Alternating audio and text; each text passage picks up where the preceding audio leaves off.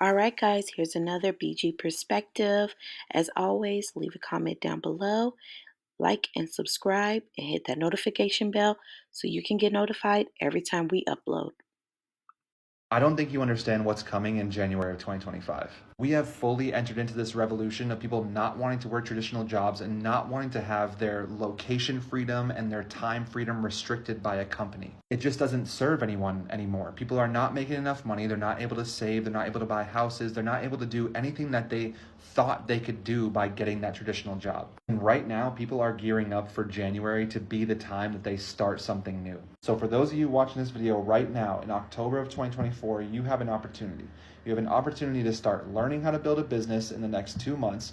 You have an opportunity in the next 2 months to build a storefront, build all your products, start marketing, start building a customer base over the next 2.5 months, and get it to a point where come January of 2025, you are going to be the person that people go to start learning how to build a business online. I promise this is not some false sense of urgency. You can start whenever you want to start. The digital marketing industry is going nowhere but up over the next 10 years, so you have plenty of time. I'm just telling you that come January of 2025, there's going to be two people. There's going to be buyers and there's going to be sellers. And I know where I want to fall. That's why I'm doing everything that I possibly can for the rest of the year to set my customers up so that they have a fully functioning business. They have all their marketing started. They have all their social medias up and growing before the start of the new year. And every one of my customers that buys SWC 2.0 or Roadmap exclusive from me from now until the end of the year gets full access to me as a resource for video calls, messages, whatever you need. I've set up weekly calls every single Saturday on Discord. I also have a monthly newsletter that I'm giving to all of my customers, all to give everyone a chance at setting something up properly before the start of the new year. So if you want to set up a business online before the start of the new year, please go to my website, see all the information that I have on Roadmap and SWC. You can also just send me a DM, ask me any questions that you want, leave a comment, whatever you need, I'm here for you. I love you guys so much. Peace. How many of you are stuck in a job that you hate? How many of you haven't left that job because the job market sucks? How many of you, if in 2025 things change and companies go from survival mode to growth mode, are going to make a change? How easy is that change going to be to make? Because there's millions of people underemployed and employed. And the job market is very competitive. And if on top of that you throw all these people who are employed and hate their jobs and are hoping to get a new job too, what is that going to do to the job market? Ever think about that? I think about everything. And I'm just like, it's going to be a very competitive job market if things flip and everybody who's unemployed, underemployed, and employed starts looking for a new job. What does it do when there's a lot of candidates for jobs? When there's a huge amount of people who are all looking for a job at the same time, like we're living through right now. Wages come down. Wages don't go up, wages come down. Why? There's a lot of really good candidates out there. They're all desperate for a job. We can pay them less. I don't know if you guys put any thought to it, but everything points in the wrong direction. No matter how you kind of see it. Very interesting times that we're living in. It was just a thought I had and I had to share with you guys. So I shared it with you guys because that's what I do. Something happens in here and then I just kind of just put it on video and put it out there. But maybe we'll get a haircut. Get this chopped up real nice and sweet. Do you all need a barber in the DFW? Let me know in the comments. If you all are at a job you hate, let me know in the comments. First, it's layoffs. Then unemployment rises, leading to rate cuts. Then recruiting jobs explode in volume. Fourth, after recruiters get hired, everyone else does too. Fifth, multi-year hiring spree. This cycle repeats every 5 to 10 years. Guess what? We're in step 2 right now. So unemployment has rose and the interest rates have just been cut. The next thing is recruiting jobs are about to explode. Better buckle up. 2025 is the return of the recruiter. That is the prediction that my friend Jesse Tinsley is making. If If you don't know Jesse, Jesse is the CEO of Recruiter.com. He owns a bunch of recruitment companies. He has conversations with hiring leaders across the world, and he is anticipating that 2025 is about to be a wild ride. Now, I'm not sure what will happen, but we obviously have seen interest rates getting cut. And the next thing we're supposed to see is lots of recruiters getting hired. So stay tuned. I will keep you up to date. I am in the know of all of these recruiter jobs since I have so many recruiting relationships. But if what Jesse says is true, 2025 is going to give you tons of relief, especially if you're on the job search. Now, what do you guys think? Drop your thoughts in the comments below. We love seeing your feedback and reading about your own experiences too. It really helps others and allows us all to learn more. So, if you're into diving deeper into topics that matter and sparking your curiosity and keeping it real every step of the way, hit that subscribe button because you're in the right place. Now, let's get back to the perspectives. So Q1 is the best time to get a job, and here's how you're going to prepare yourself for it. So I don't know how many people know this, but usually companies around the end of Q3, early Q4 are really identifying what are the things that they want to work on for the coming year, and they're getting funding for it. As part of that process, some of the things that they're going to do is identify resource needs, meaning they're going to have different openings based off of the product and projects that they want to work on. This is really good for you to know because now you can start preparing yourself literally in October, November, December in order to get those jobs. So the first thing I want you to do is really identify the job that you want for next year. And I want you to look at your current resume, your current skill set, and identify the gap. Do a gap analysis to say, what is the skill set that I currently have that's going to be transferable for that job? And what are the new skills that I need to gain in order for me to actually get that job? Once you've identified where the gap is, then I want you to go into websites like Udemy or Coursera in order to take courses in order to actually gain that skill set. You can also do a side project or a personal project in order to gain that skill set. So this is one of the ways that you can start preparing yourself. Follow me for more advice on this. So Q1 is the best time to get a job, and here's how you're going to prepare yourself for it. So I don't know how many people know this, but so this isn't to scare you, but it's just to let you know what's going on. If you thought that the job market during the pandemic was crazy, in 2025, it is going to be insane. We are going to see the biggest shift in the job market we have ever seen come 2025. And it's legit all because of AI. And when I said I'm not trying to scare you, I really don't, because it's not something that's scary. It's something that is exciting, and AI is going to replace, probably they said in 2025, 80 million jobs, but over 90 million jobs will be created because of AI. And so if you aren't finding a way to make money for yourself outside of a job that you may think that AI could do for you, you're going to fall behind, and you might not necessarily get replaced by AI, but you definitely will get replaced by somebody using AI if you aren't. Which is why it's so important to learn and leverage AI right now, doing the things you're currently doing just to be able to be more efficient with what you're currently doing. We are seeing massive layoffs, especially in the tech world, and they are assigning those jobs to AI, to people using AI, and to people like me, consultants, who they don't have to pay a salary. And so 2025 is going to be the era of the freelancers, and it's going to be the era of the freelancers who use AI. I make $80,000 to $120,000 every single month as a media buyer using trades that I already know, skills, services that I offer. I run Meta ads, TikTok ads, and email marketing for clients, and then I use AI to automate the entire thing. And so that way, not only am I an expert in my trade, I'm also extremely efficient because of AI. And so I am the best of both worlds. I bring the expertise human element as well as the efficiency and automation element of AI. And that is my prediction that we will see boom in 2025. 5 most in-demand skills in 2025. Let's get into it. Number 1, data literacy. Okay? Now, data is somehow the new oil. Okay?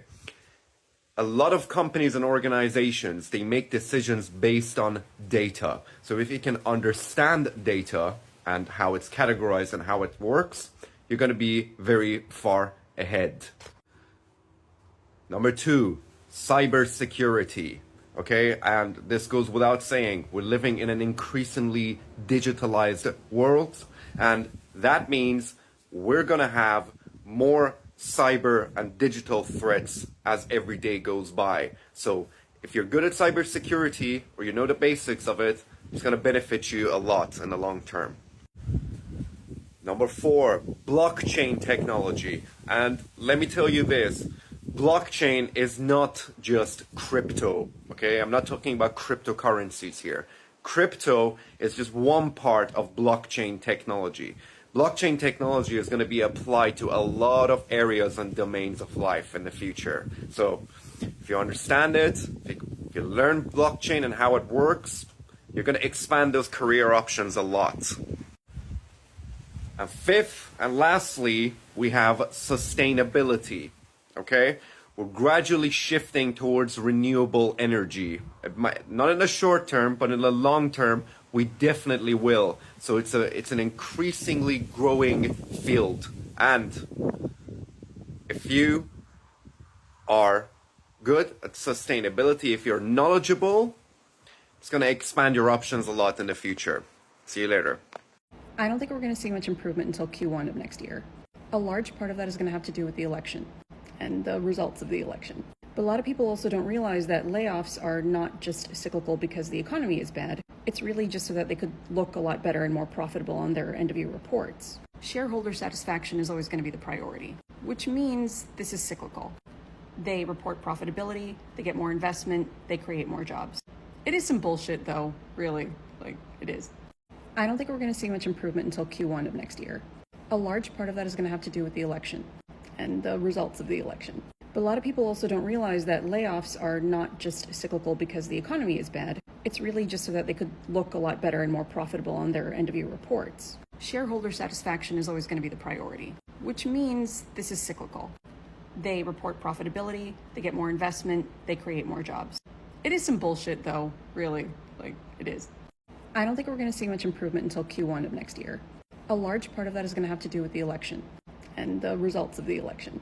But a lot of people also don't realize that layoffs are not just cyclical because the economy is bad. It's really just so that they could look a lot better and more profitable on their end-of-year reports. Shareholder satisfaction is always going to be the Right now is the time to apply for summer 2025 internships, and if I wasn't a senior, these are some cool internships that I would be applying for. This is going from fashion to software engineering to business to anything, okay? So first of all, Prada is hiring for a 2025 Generation Prada internship program for marketing and communications in New York for $20 an hour. I would only do it if there was relocation and housing included, or if I was from New York, because $20 an hour in New York is crazy.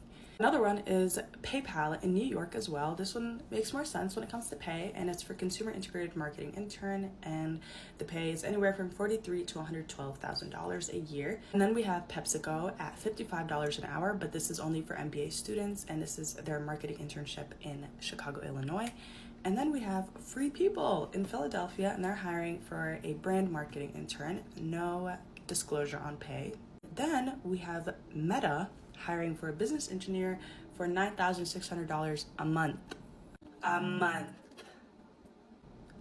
Child, I'll do it if I could, but I wouldn't because I don't study computer science. And then we have Victoria's Secret in New York, and they're hiring for a summer 2025 marketing internship, and it's $23 an hour. And like I said again, unless relocation and housing is provided, I'm not doing it. But if I was from New York, I would do it. TikTok is hiring for about $35 to $40 an hour, and they're hiring for a U.S. campaign strategy and operations intern in Seattle, Washington. We have Estee Lauder's development program. It's for their presidential associate development program, and it's for any summer 2025 internship.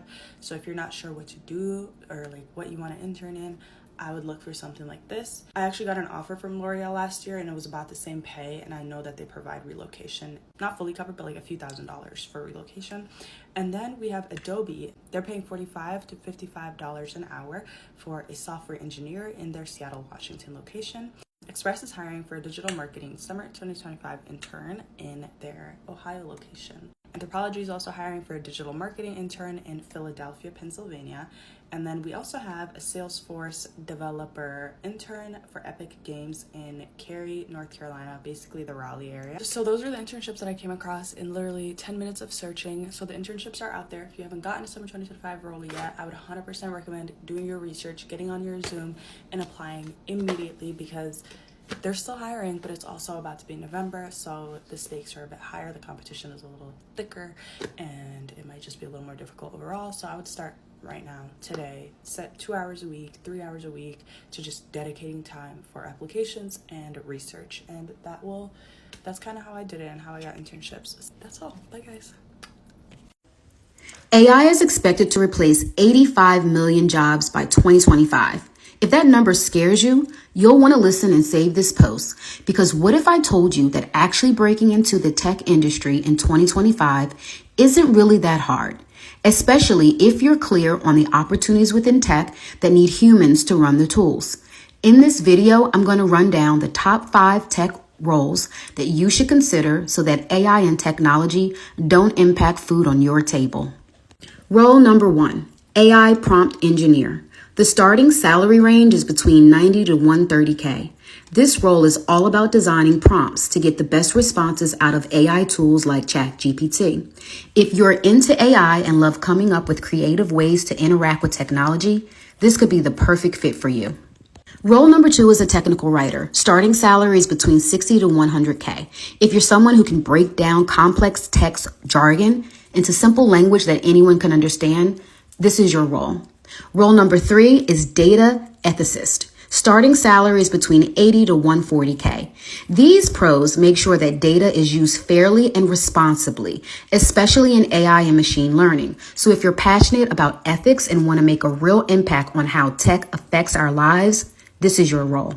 Role number 4 is a developer relations specialist. The starting salary range is usually between 90 to 150K. If you're the go-to person between developers and your company's tech products, and you love creating content, connecting with people, and diving into coding, then this is your role. Role number 5 is a digital forensics analyst. The starting range is between 75 and 120K. In this role, imagine being a detective in the digital world, investigating cyber crimes and tracking down hackers. This role is a lot like solving mysteries on a day-to-day basis, but with the uses of technology. So there you have it, the top 5 tech roles you should be looking out for in 2025. Drop a comment below and let me know which one you're interested in. Angel is asking, when do you think the job market will stabilize? So let me explain something to you that most career coaches don't explain because they don't have 20 years of experience like I do. And this is, folks, I just really want to caution you. There's a lot of people out there giving poor advice that do not come from an appropriate background. I was in the staffing and recruiting industry. I ran a $35 million division of a staffing and recruiting firm before I became a career coach. For the last 2 decades, I have been studying the trends. I literally launched Work It Daily in 2008 in the height of the last recession. I understand the markets and they have cycles, okay? Right now we see cycles every 16 years. Shocker, 2008, now it's 2024. Surprise, okay? No one's talking about it. But secondly, the bigger indicator was last year in 2023 when the tech layoffs started. Anytime you start to see big layoffs in tech, it has a domino effect. And so we knew in 2023, and you can go back and look at my TikToks, I talked about this nonstop, okay, that with their layoffs would come layoffs in all the other industries. Welcome to 2024. What frustrates me and what nobody is talking about is the miscalculation of the unemployment rate. What got buried is that the Department of Labor miscalculated and claimed that there were over 800,000 more jobs than they were this year, which messed with the unemployment rate. So you have a whole bunch of people out there this past year thinking, oh, there's still 2 jobs for every 1 person like there was out of the pandemic. There isn't. It is a horrible job market. Here's the other thing that is not properly factored into the unemployment rate. Back in 2008, the unemployment rate, the moment it got over 5%, it was deemed a recession. It was called the Great Recession. Right now, they've claimed that the unemployment rate is still around 4%. Do you know what they're not factoring in? Gig work. Gig work, part-time work was not as prevalent back in 2008 as it is now. Think about it. Uber, DoorDash, right? All these different things. If you're doing a gig job right now, you're considered employed.